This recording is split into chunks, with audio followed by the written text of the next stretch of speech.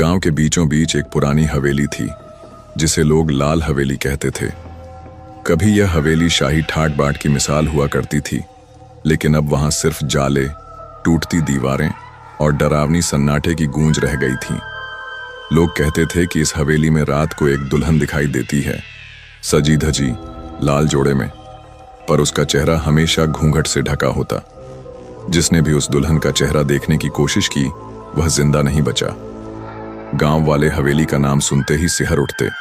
वे कहते, ये हवेली शापित है, यहाँ की दुल्हन अपने ही खून से प्यास बुझाती है।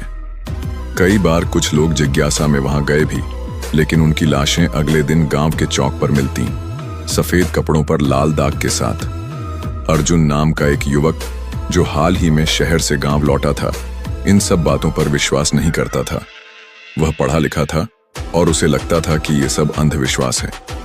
एक रात उसने अपने दोस्तों रवि और निखिल से कहा, अगर सच में हवेली में खूनी दुल्हन है तो क्यों ना हम जाकर देख लें, पता चलेगा कि ये सब झूठ है। दोनों दोस्त डर गए, पर अर्जुन की जिद के सामने हार गए। अमावस्या की रात थी, चांद आसमान में कहीं नहीं था और पूरा गांव अंधेरे में डूबा हुआ था। तीनों ने हाथों में टॉर्च ली और हवेली की ओर चल पड़े। हवेली के पास पहुंचते ही ठंडी हवा का झोंका उनके शरीर से टकराया। ऐसा लगा जैसे किसी ने चेतावनी दी हो, अब भी वक्त है, लौट जाओ। पर अर्जुन ने दरवाजा धकेलकर हवेली का अंदरूनी हिस्सा देखा।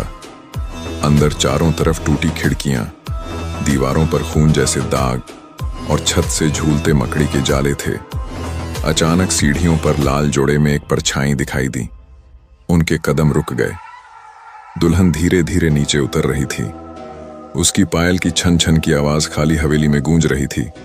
घूंघट से उसका चेहरा अब भी ढका हुआ था। अर्जुन ने टॉर्च उसकी ओर तानी। तभी दुल्हन रुकी और ठंडी आवाज में बोली, मेरे घर आए हो, स्वागत तो करना होगा। उसकी आवाज इतनी ठंडी और अजीब थी कि रवि के हाथ कांप गए। निखिल पीछे हटने लगा, पर अर्जुन बोला, घबराओ मत, ये इंसान ही होगी। उसने हिम्मत जुटाकर दुल्हन का घूंघट उठाने के लिए कदम बढ़ाया। जैसे ही उसने हाथ बढ़ाया, दुल्हन ने अपना चेहरा ऊपर उठाया और जो दिखा उसे देखकर तीनों चीख पड़े। चेहरा आधा जला हुआ, आंखें गड्ढों में धंसी हुई, होंठ फटे हुए और दांत खून से सने हुए। दुल्हन ने लंबी चीख मारी जिससे हवेली की खिड़कियां टूटकर बिखर गईं। निखिल वहीं बेहोश होकर गिर पड़ा। रवि भागने लगा, लेकिन दरवाजा अपने आप बंद हो गया।